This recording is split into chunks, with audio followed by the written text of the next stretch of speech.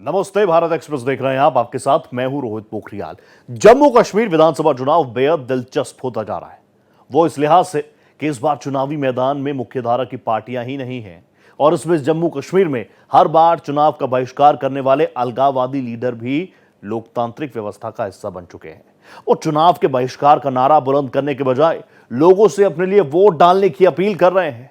ये बड़ा बदलाव है। आतंकी परिवार से जुड़े लोग भी चुनावी मैदान में ताल ठोक रहे हैं। यह जम्मू कश्मीर में लोकतांत्रिक व्यवस्था में लोगों की बड़ी आस्था की पुष्टि करता है। दरअसल जम्मू कश्मीर में अलगाववादियों की सोच में यह बदलाव आर्टिकल 370 के हटने के बाद से आया, और वो इसलिए भी कि जम्मू कश्मीर के लोगों ने उन्हें इस बात का एहसास करवा दिया कि वो इस दौर को काफी पीछे छोड़ चुके हैं। कश्मीर में आतंकवाद अब बीते दिनों की बात लगती है। जम्मू कश्मीर में मजबूत हो रहे लोकतांत्रिक व्यवस्थाओं और लोगों के बदले नजरिए पर पेश है हमारी ये खास पेशकश, वादी में लोकतंत्र की जय। पीडीपी एनसी में घमासान।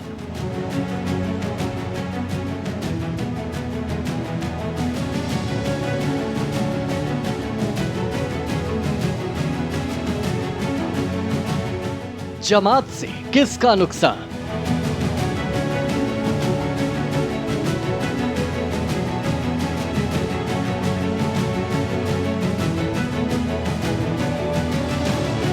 अलगाववाद बना मुख्य धारा।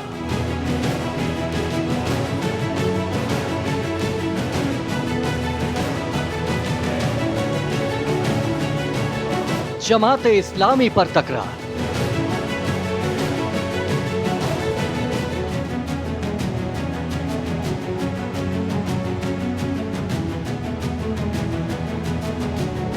महबूबा का उमर पर पलटवार।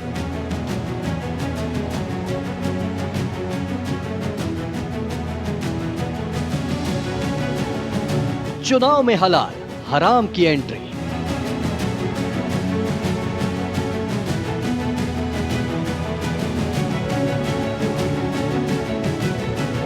बीजेपी की सशक्त रणनीति।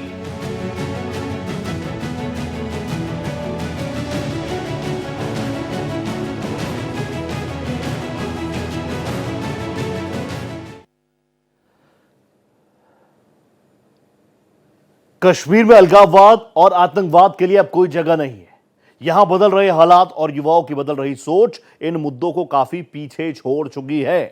लोगों को मताधिकार के इस्तेमाल से दूर रहने के लिए गुमराह और मजबूर करने वाले लीडर अगर अपने लिए वोट मांग रहे हैं तो ये लोकतंत्र की सबसे बड़ी जीत है।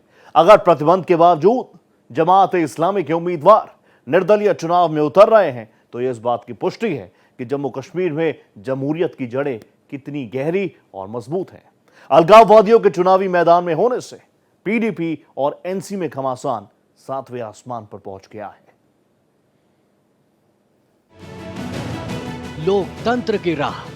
जम्मू कश्मीर की फिजा बदल चुकी है। कभी लोकतांत्रिक व्यवस्था के मुखर विरोधी लीडर और अलगाववाद के नाम पर स्थापित संगठन अब इसमें अपना भरोसा जता रहे हैं। जम्मू कश्मीर में आर्टिकल 370 के हटने के बाद से अलगाववाद का मुद्दा खत्म हो चुका है और अलगाववादी नेताओं के सुर बदल गए हैं। अपने वजूद पर लगे प्रश्नवाचक चिन्ह को हटाने के लिए अब वो यूनियन टेरिटरी की मुख्य धारा की सियासत में शामिल होने की कोशिश में है। जम्मू कश्मीर में चुनाव को हराम यानी निषिद्ध मानने वाले संगठन जमाते इस्लामी के लिए अब ये हलाल यानी मान्य हो गया है। ये वही संगठन है जिस पर फरवरी 2019 में केंद्र सरकार ने गैर कानूनी गतिविधि रोकथाम अधिनियम यूपीए 1967 के तहत 5 साल का प्रतिबंध लगाया था। 27 फरवरी 2024 को इसे फिर से अगले 5 सालों के लिए प्रतिबंधित कर दिया गया है। देखिए, जम्मू कश्मीर के अंदर जो चुनाव हो रहा है उसका सबसे ज्यादा हम श्रेय किसी को देना चाहते हैं तो वो आदरणीय सुप्रीम कोर्ट को जो है इसका श्रेय देना चाहते हैं। अगर इस सरकार के ऊपर होता तो यहाँ कभी भी जो है वो चुनाव नहीं होने देते, और यहाँ जो है वो चोर दरवाजे से ही जो है वो जम्मू कश्मीर को चलाने की कोशिश करते हैं। आपने देखा कि 2019 का भी जो है लोकसभा का यहाँ चुनाव हुआ, उसके बाद भी जहाँ लोकल चुनाव होते रहे, लेकिन जम्मू कश्मीर की जनता को 10 साल से इस भारतीय जनता पार्टी ने जो है वो विधानसभा के चुनावों से जो है वह दूर रखा। इसलिए हम सुप्रीम कोर्ट का बहुत बहुत जो है वह धन्यवाद जो है हम प्रकट करते हैं। और जिस तरह से हम देख रहे हैं, यहाँ पे पिछले दिनों भी न्यूज में सुना होगा कि जो बैंड ऑर्गेनाइजेशन है, चाहे वो जमाते इस्लामी हो, उनके भी वहां स्टेटमेंट स्टेटमेंट्स आए थे कि किस तरह से सरकार जो है उन्होंने यहां तक कहा था कि अगर हम पर इससे पाबंदियां हटाई जाएंगी तो हम भी जो है वह चुनाव में जो है वो जाने को तैयार है। किस तरह से वो विचारधारा, जिस विचारधारा को अलगाववादी विचारधारा कहा जाता है, उस विचारधारा के भी लोग जो है वो वहां पर जो अभी लोकसभा का चुनाव हुआ वहां पर जो है जीत कर आए। उन ताकतों के पीछे कौन है, उनको किन लोगों का समर्थन है, ये पूरा जम्मू कश्मीर जो है वो देख रहा है। प्रतिबंध के चलते जमाते इस्लामी चुनाव में हिस्सा नहीं ले सकता। जमाते इस्लामी पर लगे प्रतिबंध को लेकर यूनियन टेरिटरी की मुख्य धारा की पार्टियां महबूबा मुफ्ती की पीडीपी और उमर अब्दुल्ला की नेशनल कॉन्फ्रेंस में ठन गई है। एक तरफ महबूबा मुफ्ती जमाते इस्लामी पर प्रतिबंध को हटाने और उसे विधानसभा चुनाव में हिस्सा लेने की पैरवी कर रही है, वहीं दूसरी तरफ उमर अब्दुल्ला इसके सख्त खिलाफ है। उमर अब्दुल्ला ने जमाते इस्लामी के चुनाव लड़ने की इच्छा पर कहा कि पहले हमें बताया जाता था कि चुनाव हराम है, लेकिन अब वो हलाल हो गए हैं। पीडीपी प्रमुख महबूबा मुफ्ती ने इस पर पलटवार करते हुए कहा कि नेशनल कॉन्फ्रेंस जीतते समय चुनाव को हलाल और हारते समय हराम कहती है। यूनियन टेरिटरी में सियासी घमासान भले ही चरम पर है, लेकिन ये लोकतांत्रिक व्यवस्था के लिए बहुत ही अच्छा है। ये इस बात की पुष्टि भी है कि जम्मू कश्मीर में जिस बदलाव की जरूरत थी वो अब उसी राह पर है। जम्मू कश्मीर अलगाववाद से लोकतंत्र की राह पर आगे बढ़ रहा है। नेशनल कॉन्फ्रेंस जम्मू कश्मीर को अपनी सल्तनत समझती है कि ये जो हराम हलाल का सिलसिला तो उन्होंने शुरू कर दिया।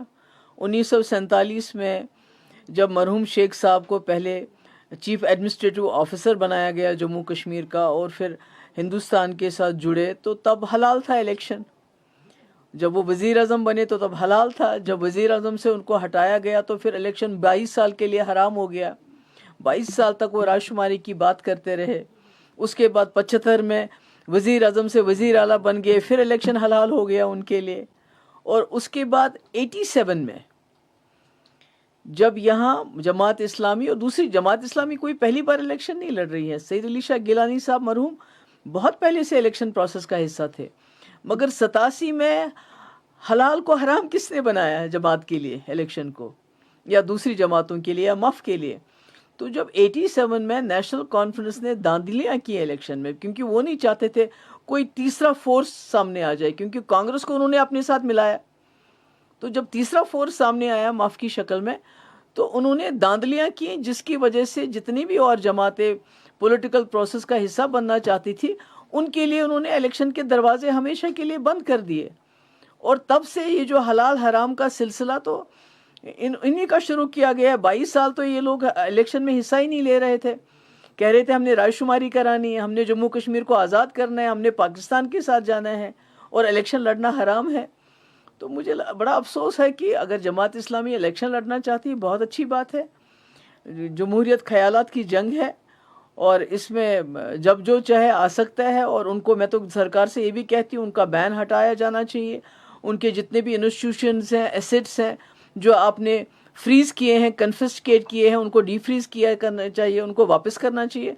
तो ये बड़ा अफसोस वाला बयान है ये हलाल हराम इलेक्शन को के बारे में कहना। तो मुझे लगता है ये नेशनल कॉन्फ्रेंस का ही है, उन्हीं का है ये कॉल रहा है कि जब उनको कुर्सी मिलती है तो इलेक्शन हलाल हो जाते हैं, जब कुर्सी छूट जाती है तो इलेक्शन हराम हो जाते हैं।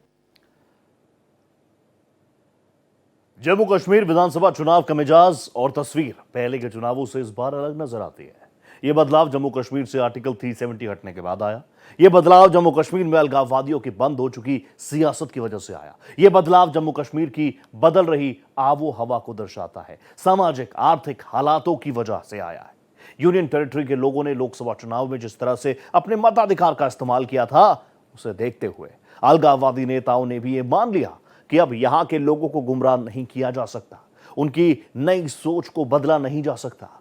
यह आर्टिकल 370 के हटने का सबसे बड़ा असर है। 370 हटने का असर। जम्मू कश्मीर में बह रही लोकतंत्र की बयार में अब अलगाववाद और जिहाद का नारा देने वाले भी भारतीय संविधान की जय पुकारने लगे। कश्मीर में आतंकवाद और अलगाववाद की जननी और पोषक कही जाने वाली प्रतिबंधित जमाते इस्लामी के 4 पूर्व नेताओं ने चुनावी दंगल में उतरते हुए बतौर निर्दलीय अपना अपना नामांकन जमा कराया। इस चुनाव में ऐसे कई चेहरे दर दर जाकर वोट मांगते नजर आएंगे जो भारत के विरोध में नारेबाजी कर चुके हैं। चुनाव लड़ने से ये तो कहा ही जा सकता है कि अलगाववाद के हिमायती रहे ये नेता किसी न किसी रूप में जमहूरियत की धारा में शामिल हो रहे हैं। ऐसे कई नेताओं ने तो पर्चे भी दाखिल कर दिए हैं। जिस दिन मैंने सियासत ज्वाइन की उस दिन भी मैंने कहा था कि जमात इस्लामी का भी, हुर्रियत कॉन्फ्रेंस का भी, जो उससे वाबस्ता लोग हैं उनका भी बड़ा अहम रोल है। अगर वो इन सारे हालात को मद्देनजर रखते हुए जो हम देख रहे हैं पिछले कई दहाइयों से, जब से एक जियो पोलिटिकल सिनेरियो के एतबार से हम देखेंगे, मैं ये एक मखसूस टर्म इस्तेमाल करता हूं, तो उसको अब हमें एक ब्रॉड पर्सपेक्टिव के एतबार से देखना चाहिए। जहां पर जब आप कश्मीर की बात करेंगे तो आप जियो पोलिटिकल सिनेरियो को नजरअंदाज नहीं कर सकते हैं। ऐसे लोगों में दक्षिण कश्मीर में हिंसक प्रदर्शनों के लिए जिम्मेदार सर्जन बरकती और आजादी चाचा भी है। हालांकि जांच के दौरान उसका पर्चा खारिज कर दिया गया। इसके अलावा बुरहान वानी के कुछ सहयोगी माने जाने वाले उम्मीदवार भी मैदान में हैं। वानी अपनी आतंकी करतूतों की वजह से तब तक चर्चा में रहा है जब तक कि सुरक्षा बलों ने मुठभेड़ में उसे मार नहीं दिया। जब यहाँ अलगाववाद ठीक हुआ, 96 में भी एक गवर्नमेंट ऑफ इंडिया की पॉलिसी थी कि रिहेबिलिटेशन जो है उन लोगों की जो गलत रास्तों पे चले गए, खासकर अलगाववाद में, उनको मेन स्ट्रीम में लाने की कोशिश की। और उस वक्त भी फारूक अब्दुल्ला की 2/3 जो मेजोरिटी की सरकार थी उसमें भी एक उनका एमएलए कुकपरे बना और जवेद शाह को एमएलसी बनाया गया और बाकी भी दीगर लोगों को मेन स्ट्रीम में लाया गया। ये कोशिश गवर्नमेंट ऑफ इंडिया करती है कि हर भूला हुआ जब शाम को घर आ जाए तो उसको चांस दिया जाए कि वो अपनी डेमोक्रेटिकल इंस्टीट्यूशन पे चल के अपने भारत का नाम और हिंदुस्तान का झंडा जो है वो बुलंद कर पाए। तो मैं समझता हूँ अच्छी बात है अगर इस तरह की कोई पॉलिसी दोबारा इंट्रोड्यूस हुई है। It gives a good signal to rest of the people who are planning to involve in this type of activities और जो इनमें मुलविस हैं। 2010 में हिजबुल मुजाहिदीन में शामिल होकर भारत की सीमा में आतंकवादी गतिविधियों को बढ़ावा देने वाले वानी पर बहुत संगीन आरोप थे। एक और उम्मीदवार परवेज अहमद पर तिरंगे का अपमान करने के आरोप है। ये भी आरोप है कि परवेज ने कई बार सुरक्षा बलों के खिलाफ भी भड़काऊ भाषण दिए। वो आत्मनिर्णय के अधिकार की भी पुरजोर वकालत करता है। ये सभी निर्दलीय उम्मीदवार के तौर पर चुनावी मैदान में उतर रहे हैं। जमाते इस्लामी के कई पूर्व नेता निर्दलीय उम्मीदवार के तौर पर मैदान में हैं। जमात के पूर्व सदस्यों में डॉक्टर तलत, साबिर मसूद, सैयार अहमद ऋषि, नजीर अहमद भट्ट और उमर हामिद के नाम शामिल हैं। इन सभी को जमात का समर्थन हासिल है। जमात इस्लामी ने कश्मीर में कई जगह दूसरे दलों के उम्मीदवारों को भी समर्थन का यकीन दिलाया है। जम्मू कश्मीर में अलगाववादियों और देश विरोधी सरगर्मियों में शामिल लोगों के चुनावी मैदान में होने से मुख्यधारा की पार्टियों का सियासी समीकरण गड़बड़ा चुका है। सबसे ज्यादा टेंशन में नेशनल कॉन्फ्रेंस है और वो इसलिए भी है क्योंकि इस बार उसे कई मोर्चों पर चुनौती मिल रही है। लोकसभा चुनाव में नेशनल कॉन्फ्रेंस को कश्मीर रीजन में अवामी इत्तेफाक पार्टी के इंजीनियर राशिद झटका दे चुके हैं और यह महज इत्तेफाक नहीं है कि अपने दम पर सरकार बनाने का दावा करने वाले फारूक अब्दुल्ला ने कांग्रेस के साथ चुनाव लड़ने का ऐलान किया। इंडिया ब्लॉक गठबंधन में पीडीपी शामिल नहीं है।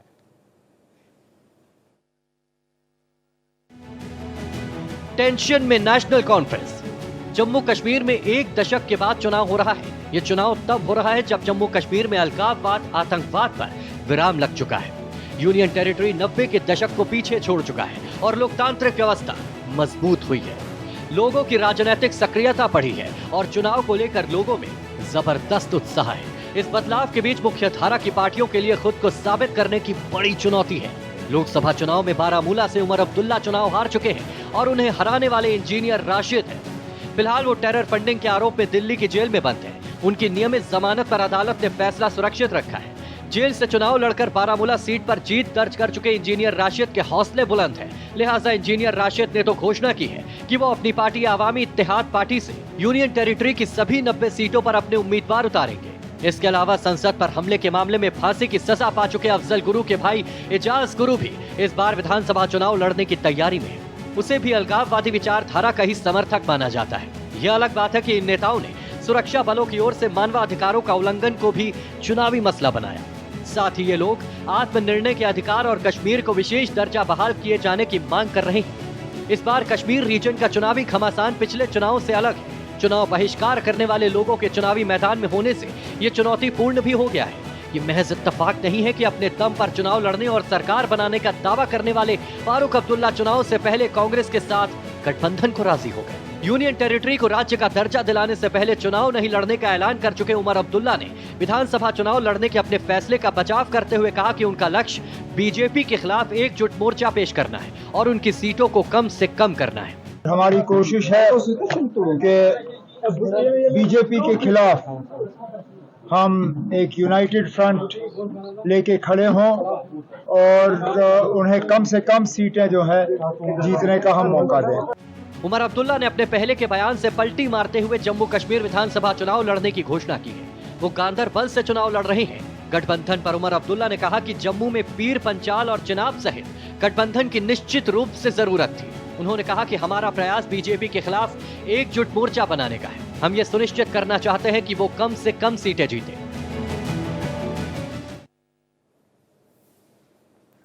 जम्मू कश्मीर में दर्ज हो रहे सियासी बदलाव पर बीजेपी की पैनी नजर है।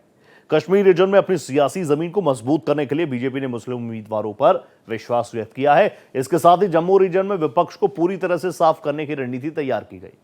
कश्मीर में बदले हालात के बावजूद यहां की सभी सीटों पर अपने उम्मीदवार नहीं उतारकर बीजेपी ने मुख्य धारा की पार्टियों को पूरी तरीके से कंफ्यूज किया और यहीं से उसकी जीत के लक्ष्य को हासिल करने में अहम साबित होने वाला है। बीजेपी की जीत का लक्ष्य। जम्मू कश्मीर विधानसभा चुनाव में बीजेपी ने बड़ा दांव खेला है। कश्मीर के रीजन में हिंदू वोटों का प्रभाव बहुत नहीं है, लिहाजा इस बार बीजेपी ने अपनी रणनीति बदली है।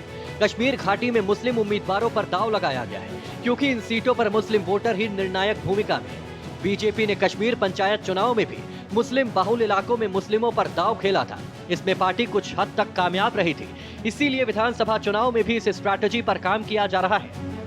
बीजेपी ने जो इज्जत और जो इन्वेस्टमेंट जम्मू कश्मीर में की है, पीस को प्रवेल करने में, मैं समझता हूँ 1,40,00,000 लोगों की दुआएं, Amit Shah, honourable home minister, national security adviser, उन सबको है कि यहाँ जो एक कंड्यूसिव एटमॉस्फेयर, जो बच्चे आज आराम से स्कूल और लोग अपने प्रोफेशनल सिस्टम में इन्वॉल्व हुए हैं, इसका सारा श्रेय पिछले 10 साल की हुकूमत को जाता है। और मुझे पूरी उम्मीद है कि जो सरकार अभी चल रही है, NDA led under the stewardship of honourable Narendra Modi, ये और डिविडेंड्स लाएगी और पीस प्रिवेल करेगा और असेंबली इलेक्शन के बाद यहाँ जो है मजबूती से लोग अपनी जमहूरियत को मजबूती से चलाएंगे और एक अच्छा नमूना जो है पूरी दुनिया को दिखाने में कामयाब होंगे।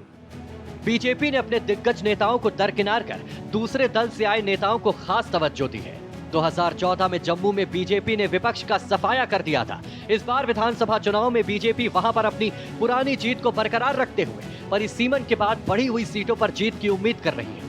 बीजेपी जम्मू रीजन में पूरा दमखम लगाएगी। विधानसभा चुनाव में बीजेपी के 50+ के लक्ष्य को पाने के उसके सहयोगी संगठन भी जुट चुके हैं। ये संगठन नुक्कड़ नाटक, पर्चा वितरण, रैली, बैठकें, चाय पर चर्चा और युवा चौपाल कार्यक्रमों से लोगों के बीच राष्ट्रवाद जगाएंगे। इसके साथ ही अनुच्छेद 370 के निरस्त होने के बाद बदले जम्मू कश्मीर की तस्वीर भी दिखाएंगे। आर्टिकल 370(3)(5) एक स्पीड ब्रेकर था between with the prosperity and development of Jammu and Kashmir. यहाँ के लोग बहुत चीजों से महरूम थे जो बाकी यूनियन टेरिटरीज या बाकी स्टेट्स एंजॉय करती थी।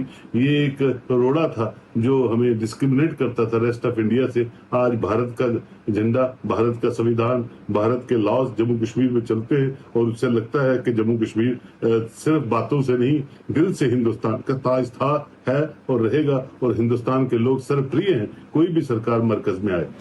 पिछले दिनों राष्ट्रीय स्वयंसेवक संघ यानी आरएसएस की जम्मू के केशव भवन में हुई बैठक में भाजपा के सहयोगी संगठनों को चुनाव में विभिन्न जिम्मेदारियां सौंपी गई। एबीवीपी के मुताबिक जम्मू कश्मीर के विश्वविद्यालयों और कॉलेजों में मतदाता जागरूक अभियान शुरू किया जा रहा है।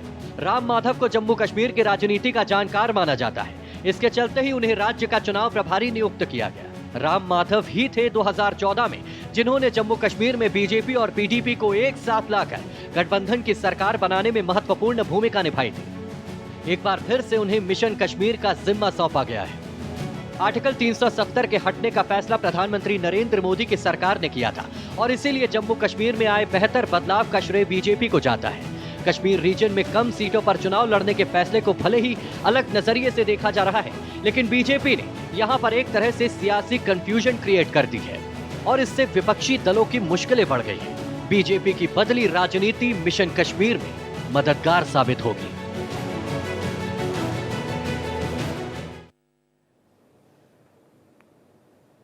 जम्मू कश्मीर में विधानसभा चुनाव इस बार का काफी ऐतिहासिक रहेगा। एक दशक बाद होने वाले चुनाव को लेकर लोगों में जबरदस्त उत्साह है और वो अपने मताधिकार का इस्तेमाल करने को लेकर सजग और सतर्क भी हैं। पहली बार यूनियन टेरिटरी के चुनाव में बात विकास की हो रही है, वादों की हो रही है, हितों की हो रही है। जम्मू कश्मीर में इस बदलाव को वहां लोगों को दशकों का इंतजार करना पड़ा है। यूनियन टेरिटरी में इस बदलाव को लाने का श्रेय बीजेपी को जाता है। वादी में लोकतंत्र की जय के हमारे इस खास प्रोग्राम में फिलहाल इतना ही। दीजिए इजाजत। नमस्कार।